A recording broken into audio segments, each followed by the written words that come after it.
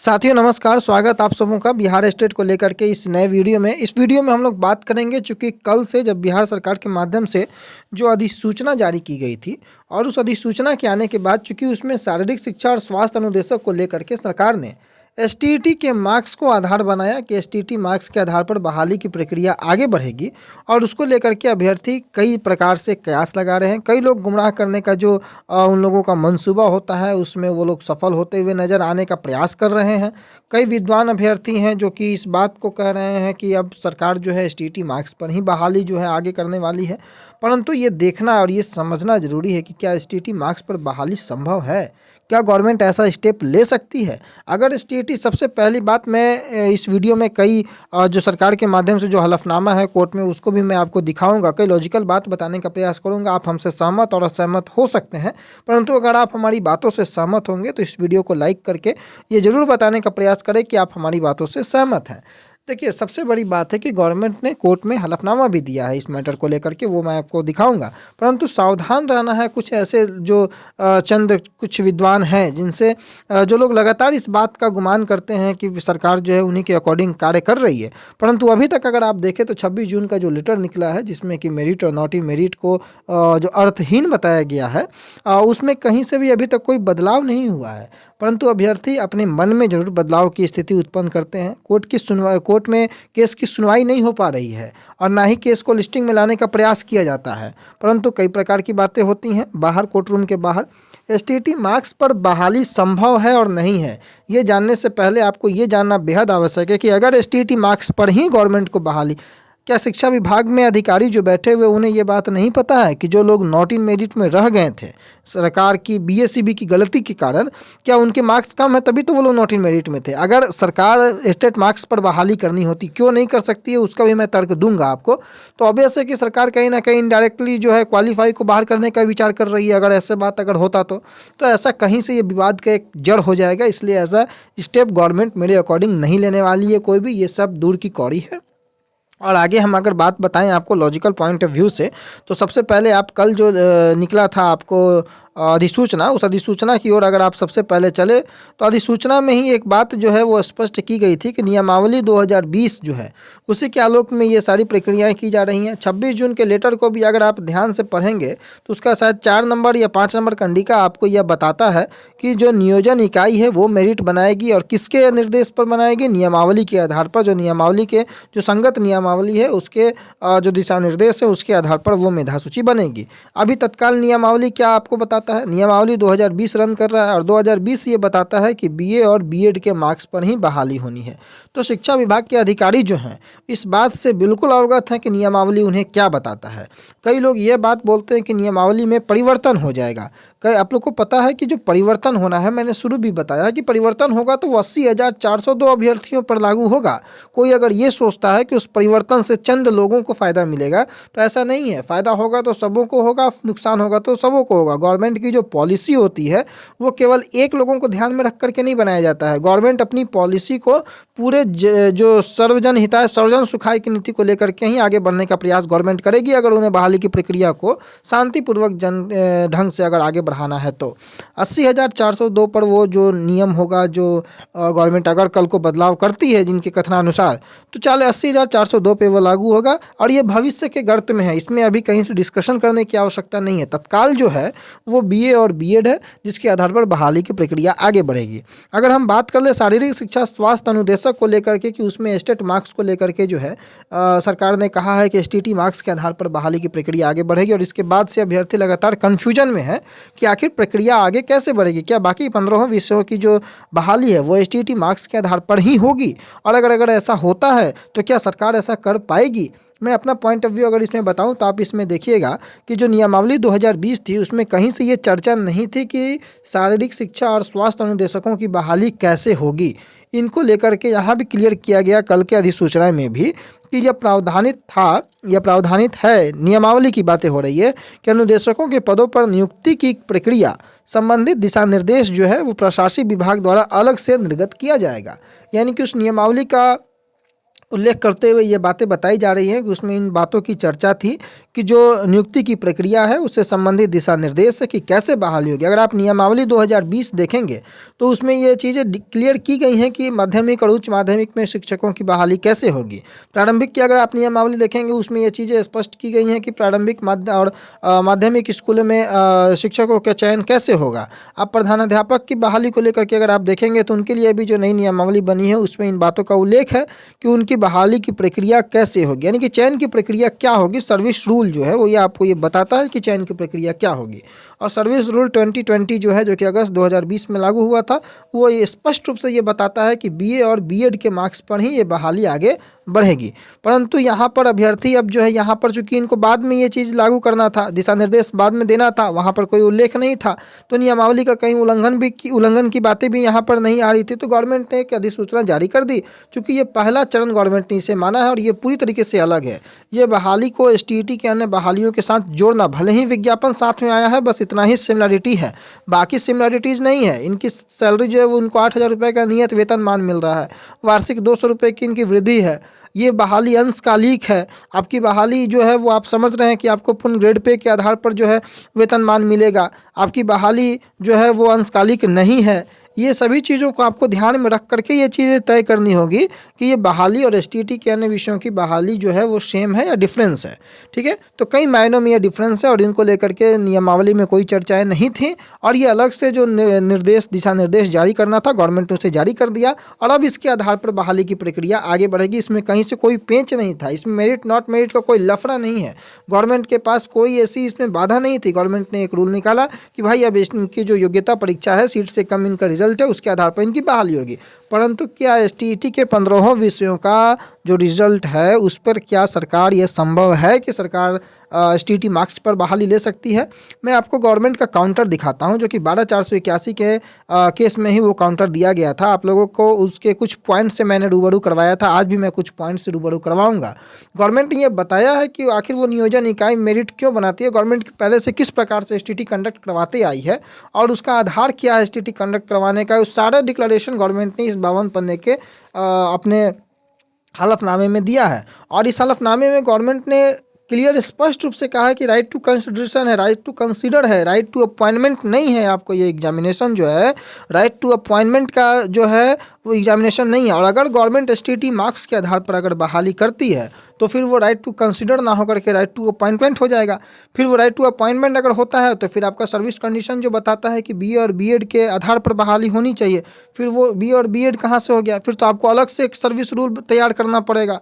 आप एक बात बताइए कि जब सर्विस रूल आपको ये कहता है कि बीए और बीएड के मार्क्स के आधार पर बहाली होगी, गवर्नमेंट कोर्ट में ये हलफनामा दे रही है कि सिर्फ और सिर्फ आप हलफनामे को देखिए कि द कैंडिडेट हैविंग प्रिस्क्राइब्ड, ये गवर्नमेंट ने पूरे विस्तार से बताया कि गवर्नमेंट कब से बहाली कर रही है, कैसे कर रही है, उद्देश्य क्या होता है, मेरिट कैसे बनता है, क्यों बनता है, सारी चीज़ों को इस 52 पन्ने में डिक्लेरेशन है। उसको आप लोग जो है वो अच्छे से अगर चाहें तो मैं डाल दूंगा, आप लोग पढ़ लीजिएगा। यहाँ पर 4 नंबर पॉइंट में अगर आप देखिएगा तो 4 नंबर पॉइंट जो है 3 नंबर पॉइंट को पहले 4 के पहले देख लीजिए, ज़्यादा क्लियर होगा। आप यहाँ पर देखिए 2 नंबर पॉइंट से देखिए, the STET is being conducted by the board as per instruction issued the education department, यानी कि बोर्ड के माध्यम से जो एसटीईटी कंडक्ट कराया जाता है एजुकेशन डिपार्टमेंट के दिशा निर्देश के माध्यम से time to time in specified subject which is need based. ये तो आप लोग समझ चुके होंगे। तीसरे नंबर पॉइंट पे आइए कि in fact as per guidelines issued by the education department government of Bihar the qualifying cut off marks are fixed and the candidate who qualify the STET with academic and training qualification as prescribed in the relevant rule are eligible to participate in the recruitment process। ये government बता रही है कि आखिर वो STET कैसे conduct कराती है और उसके पीछे का उनका जो प्रोसेस है वो क्या है। उसके बाद आगे बताती है कि recruitment process being conducted by the niyojan unit following within the jurisdiction of panchayati raj institution and urban local bodies.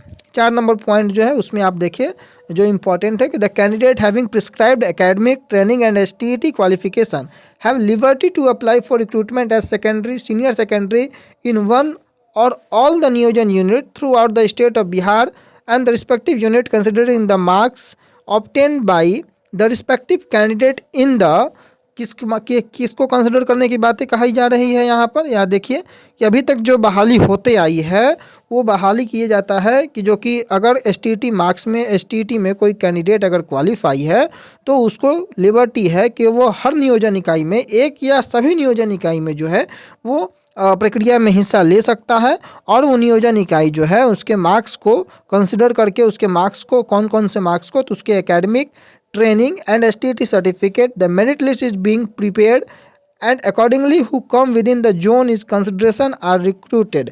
Thus it is evident the candidate who has qualified STT having otherwise eligible can participate in the selection process and his selection for recruitment as a teacher will wholly depend on the merit position prepared by the नियोजन unit. यानी कि नियोजन unit के माध्यम से जो merit position जो declare किया जाएगा जो प्रिपेयर किया जाएगा उसी के आधार पर कैंडिडेट जो है सिलेक्शन प्रोसेस में रिक्रूटमेंट प्रोसेस में आगे के जो हिस्सा होगा उसमें आगे बढ़ेंगे। In fact the state qualify candidate has got no right to claim for selection and appointment rather the STT makes the candidate is merely eligible to participate in the selection process. यहाँ पर क्लियरली गवर्नमेंट ने अपने हलफनामे में ये बात कहा है कि क्वालिफाइड जो स्टेट कैंडिडेट हैं क्वालिफाइड इसमें 80,402 आते हैं जिसमें कि मेरिट और नॉट मेरिट दोनों की चर्चाएं हैं और ये गवर्नमेंट का हलफनामा है कि state qualified candidate has got no right to claim for selection and appointment. यानी कि आप सिलेक्शन और अपॉइंटमेंट का क्लेम नहीं कर सकते इस STT के एग्ज़ाम के बेस में। और अगर STT के आधार पर यानी कि एक तरीके से गवर्नमेंट ये कर रही है कि सिर्फ ये राइट टू आप एलिजिबल हैं पार्टिसिपेट करने के लिए, राइट टू अपॉइंटमेंट इसके आधार पर इस एग्जामिनेशन के आधार पर नहीं, उसको जो है आगे नियोजन यूनिट बनाएगी मेरिट। अब ये बात तय करना है कि नियोजन यूनिट मेरिट कैसे बनाएगी तो वो तय होगा सर्विस रूल से और सर्विस रूल बताता है कि BA और B.Ed के आधार पर आपको जो है ये मेरिट तैयार होगा। क्योंकि जब आप इससे राइट टू अपॉइंटमेंट नहीं कर सकते हैं कोई क्लेम सिलेक्शन का नहीं कर सकते हैं और अगर STT पे मेरिट अगर बन जाता है सपोज कीजिए जिस प्रकार से कयास लगाए जा रहे हैं अगर STT पे मेरिट बनता है तो फिर गवर्नमेंट का तो ये हलफनामा झूठा हो जाएगा। ये STT के एग्जामिनेशन के आधार पर ही वो अपॉइंटमेंट हो जाएगा तो कहीं ना कहीं वो सर्विस रूल के अगेंस्ट होगा। अब कई लोग ये कह रहे हैं कि सर्विस रूल को गवर्नमेंट बदल देगी, सर्विस रूल ही बदल जाएगा। गवर्नमेंट सर्विस रूल को क्या करेगी कि सर्विस रूल बदल करके उसमें जो सिलेक्शन प्रोसेस है BA B.Ed को हटा करके STT मार्क्स नया सर्विस रूल लगा देगी। तो भाई उसी सर्विस रूल को जो है आधार बना करके चैलेंज किया गया है 17(143) में। तो गवर्नमेंट जरा सर्विस रूल को बदल दे।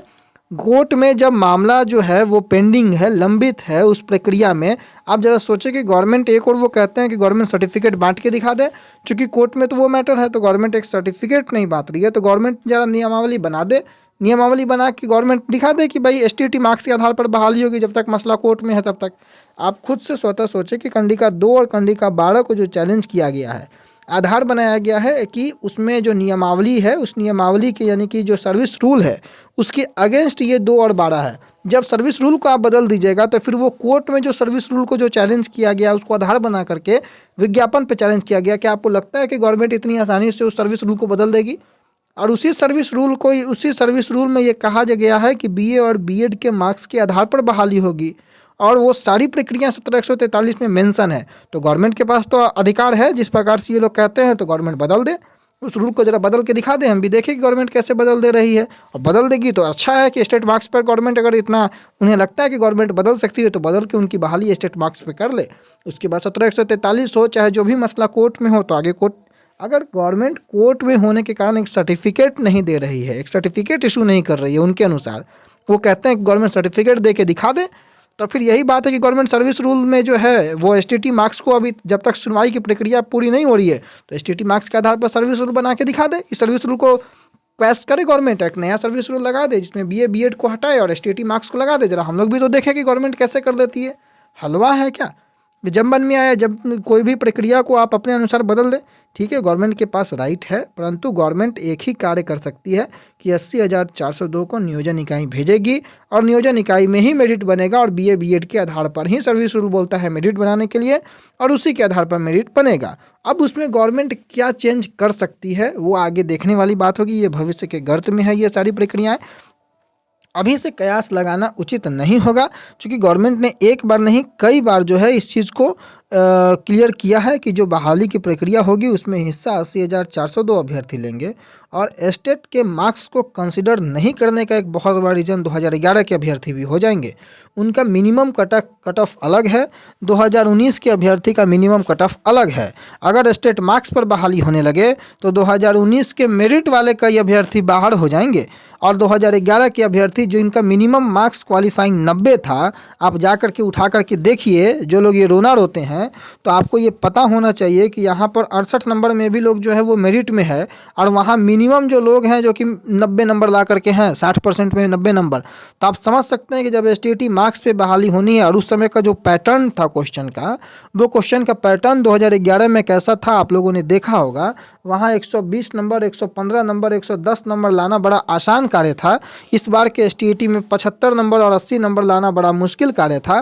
तो अगर एसटीईटी के आधार पर बहाली होनी है, एसटीईटी के अंकों के आधार पर, तो गवर्नमेंट को ये तय करना पड़ेगा कि जब कोई नॉट इन मेरिट में, अगर जिस प्रकार से जो कोई मेरिट में है तो नॉट इन मेरिट आप करके एक तरीके से गलती का जो बखान कर रहे हैं और दूसरी ओर उसी मेरिट को आप इनडायरेक्ट रूप में आगे बढ़ाने की बातें करेंगे तो ये एक विवाद का एक नया जो है वो कारण होगा, जो कि गवर्नमेंट इस विवाद को नहीं जन्म देना चाहेगी। ऑलरेडी 7th फेज को लेकर के कई प्रकार की बाधाएं उत्पन्न है। इस बाधा को ख़त्म करने से पहले ही नई बाधा को जन्म देना मुझे नहीं लगता है कि कहीं से उचित गवर्नमेंट के लिए भी रहेगा और गवर्नमेंट ऐसी कोई स्टेप लेने वाली नहीं है। तो वीडियो काफ़ी लंबा हुआ, परंतु किसी उहापोह की स्थिति में ना रहें। गवर्नमेंट जो है ऐसी कोई कार्य नहीं करने वाली है मेरे अकॉर्डिंग। बाकी भविष्य में जो कुछ भी अगर बदलाव होता है उस पर नज़रें बना करके रखेंगे। कोई अगर अपडेट हो तो आप लोगों तक अपडेट करेंगे। तब तक के लिए अपना बहुत ख्याल रखें। धन्यवाद।